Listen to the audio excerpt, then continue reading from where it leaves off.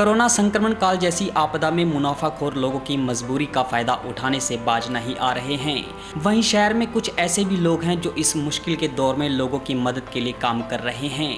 ऐसे कोरोना संक्रमित लोग जिनके सामने खाने की दिक्कत है, उनके घर तक खाना पहुंचाया जा रहा है। शहर के सबसे पुराने व एसएमबी गीता वरिष्ठ माध्यमिक विद्यालय के पूर्व छात्रों ने जाने माने न्यूज़ एंकर रोहित सरदाना की याद में शहर में कोरोना संक्रमितों को निःशुल्क भोजन उपलब्ध करवा रहे हैं। हर दिन सैकड़ों लोग संक्रमित हो रहे हैं। कई संक्रमित लोगों को अस्पताल में भर्ती कराना पड़ रहा है। कुछ घरों में पूरा परिवार संक्रमित है। ऐसे घरों में कोई खाना बनाने वाला भी नहीं है। ऐसे में संक्रमित लोगों को खाने में परेशानी हो रही थी। ऐसे लोगों की मदद के लिए एसएमबी गीता वरिष्ठ माध्यमिक विद्यालय के पूर्व छात्रों ने भोजन पहुंचाने का बीड़ा उठाया हुआ है। ना तो आंधी और ना ही बारिश की परवाह, बस कोरोना संक्रमित लोगों की एक फ़ोन कॉल पर भोजन उपलब्ध करवा रहे हैं। जो आयुर्वेदिक के डॉक्टर कहते हैं वही खाना बनाकर दिया जा रहा है। एसएमबी गीता वरिष्ठ माध्यमिक विद्यालय के पूर्व छात्र व प्रबंधक अशोक रोशा ने बताया कि इस मुश्किल घड़ी के दौर में एक दूसरे की सहायता के जरिए ही पार पाया जा सकता है। जिन कोरोना संक्रमित लोगों के सामने खाने की परेशानी है, उनको खाना पहुंचाने में एसएमबी गीता वरिष्ठ माध्यमिक विद्यालय के प्रिंसिपल अनिल कुलश्रेष्ठ, पदाधिकारी अशोक रोशा, डॉक्टर पंकज शर्मा, कुलदीप चोपड़ा, संजय चौधरी व अन्य लोग इस कार्य में लगे हुए हैं। आपको बता दें कि पिछले साल भी कोरोना संक्रमण की पहली लहर में एसएमबी गीता वरिष्ठ माध्यमिक विद्यालय के पूर्व छात्रों की संस्था द्वारा सेवा कार्य किया गया था। संस्था द्वारा मास्क वितरण किए गए, श्रमिकों को निःशुल्क भोजन की व्यवस्था की गई थी, जरूरतमंदों को दवाई भी उपलब्ध करवाई गई थी। कोविड पॉजिटिव या होम क्वारंटीन परिवार को शुद्ध सात्विक भोजन दोपहर 1 बजे और शाम को 7 बजे तक पहुँचाया जा रहा है। देखिए, हमारी पूर्व छात्रों की जो टोली है वो बहुत सक्रिय है सामाजिक कार्यों में। पिछले वर्ष भी हमने लगातार जब लॉकडाउन हुआ तो समाज के लोगों को भोजन दिया था। इस वर्ष जब ये महामारी का दौर तेज़ी से प्रारंभ हुआ तो 2 काम विशेष रूप से किए गए। एक 50 बेड का आइसोलेशन वार्ड वो विद्यालय में प्रारंभ किया गया है और वो जिला अस्पताल को सौंप दिया गया है। वहाँ से जैसे ही वो उचित समझेंगे यहाँ मरीजों को भेजेंगे। दूसरा, जो पेशेंट हैं कोविड से जो ग्रसित हैं, ऐसे परिवार भी हैं जहाँ 3-4 सदस्य हैं और वो तीनों-चारों सदस्य वो इस समय कोविड से ग्रसित हैं। ऐसे लोगों के यहाँ भोजन इत्यादि की असुविधा हो रही है। तो ऐसे नंबरों को पता किया गया, ऐसे स्थानों को पता किया गया जहां भोजन की आवश्यकता है। एक ग्रुप बना करके उस पर मैसेज के माध्यम से सूचना आती है और उस सूचना के अकॉर्डिंगली भोजन वह उन मरीजों के घर तक पहुंचाया जा रहा है। आपने देखा होगा कल काफ़ी तेज़ी से आंधी थी, बारिश थी। ऐसी परिस्थिति में भी वो हमारे पूर्व छात्रों ने भोजन पहुंचाने का यथा समय कार्य किया है। प्रतिदिन ये संख्या घटती बढ़ती रहती है। जैसे कल 52 लोगों की सूचना आई थी, 52 लोगों को खाना पहुंचाया गया। ऐसे ही आज तो सूचना है, उसके आधार पर आज खाना पहुंचाने का काम अभी चल रहा है। आप देख रहे हैं कि अभी पैकिंग चल रही है और पैकिंग के बाद जो है जो हमारे वॉलंटियर्स छात्र हैं वो इनको भोजन घरों तक पहुँचाएँगे। श्री अशोक रोशा जी जो हमारे पूर्व छात्र भी हैं और विद्यालय के प्रबंधक भी हैं, उन्होंने भोजन में क्या चाहिए ये बात आयुष विश्वविद्यालय के वाइस चांसलर के माध्यम से वो मेन्यू तय किया है और उसके आधार पर नित्य प्रति दोनों टाइम वो भोजन उनकी देखरेख में बनता है और वो भोजन जो है पहुंचाया जाता है। अपने विद्यालय के रोहित सरदाना एक होनहार छात्र थे और सभी विधाओं में निपुण थे। उनके पिताजी श्री रतन चंद जी सरदाना इस विद्यालय के प्रधानाचार्य थे। बचपन से ही रोहित सरदाना को समाचार पत्र पढ़ने का शौक़ था और विद्यालय में जो वंदना सभा होती थी उसमें समाचार पत्र पढ़ने की उसी की ही जिम्मेवारी थी और वही उसके आगे प्रोफेशन में काम आई और वो आज एक देश के सबसे प्रतिष्ठित पत्रकार के रूप में उनकी धाक थी। दंगल में उन्होंने खूब अच्छी तरह से अपना नाम कमाया।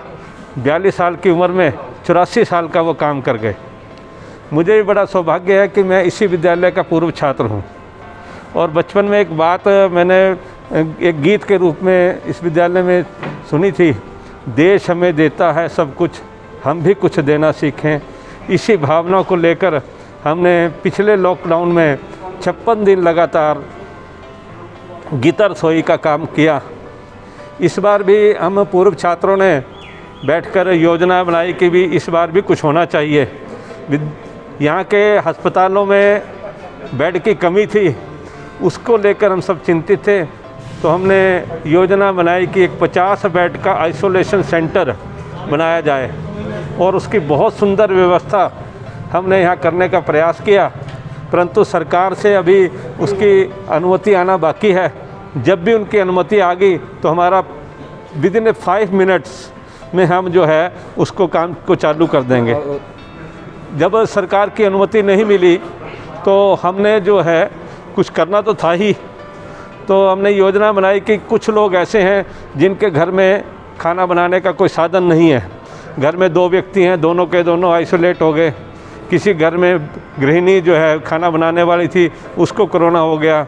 इन सारी बातों को हमने मद्देनज़र देखते हुए गीता रसोई चलाई और रोहित सरदाना जी की स्मृति में इसको हम चालू किया। सुबह हम सवेरे पंडित नरेश कौशिक जी हवन यज्ञ के द्वारा 11 बजे इस काम को करते हैं और फिर हम भोजन का भोग लगाकर और घर घर में जाकर वितरण करते हैं। एक हमने पोस्टर निकाला, उसमें 4 लोगों के नाम दिए गए हैं।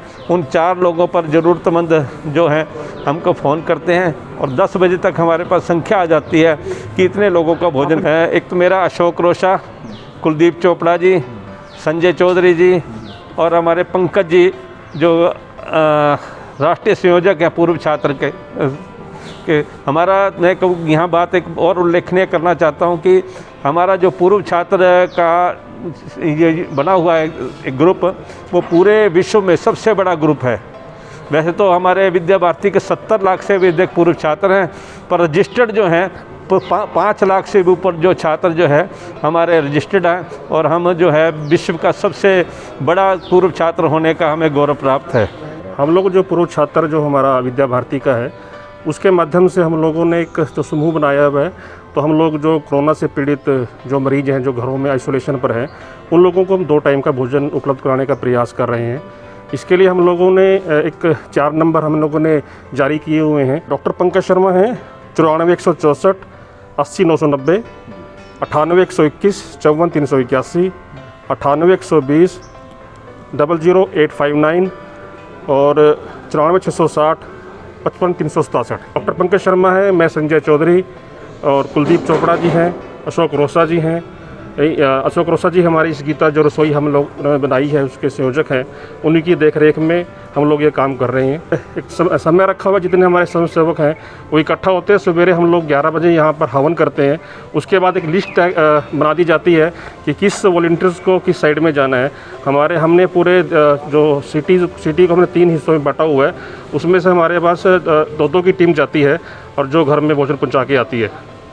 और ये रूटीन हमारा ऐसा नहीं है कि एक टाइम रहता है। हम लोग ऐसा कोई मौसम नहीं देखते हैं। जैसे अभी कल ही था, कल शाम कुरुक्षेत्र में बहुत तेज़ आंधी बारिश थी, लेकिन हमारे वॉलंटियर नहीं रुके।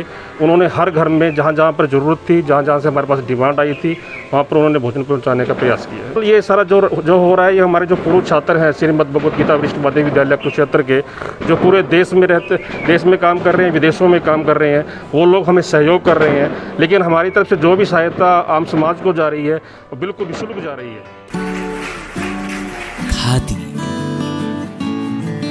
खादी एक विश्वास, खादी एक विचार, खादी एक संस्कृति और खादी एक मुस्कान। खादी जो आजादी से पहले हमारे साथ थी और आज भी है। गांधी जी का सपना है खादी। प्रधानमंत्री मोदी जी के आत्मनिर्भर भारत का विशेष हिस्सा है खादी। तो आइए इसी सपने को साकार करने के लिए हम भी अपनाएं खादी, हमारी स्वदेशी खादी। हमारे देश में बनी हमारी अपनी खादी, इसलिए एक एहसास है खादी। हमारे जीवन में रंग बिरंगे रंग भरने आई है खादी। आपके अपने शहर कुरुक्षेत्र में गांव मिर्जापुर आपके लिए लेकर आया है खादी के बने एक से बढ़कर एक डिजाइन, कलर्स व सभी प्रकार के वस्त्र। इतना ही नहीं, खादी ग्रामोद्योग भारत के बहुत से प्रोडक्ट जो आपकी त्वचा व शरीर के लिए उपयोगी हैं, जो आपको दें एक प्राकृतिक सुंदरता का एहसास। एक बार अपना कर तो देखिए खादी इंडिया।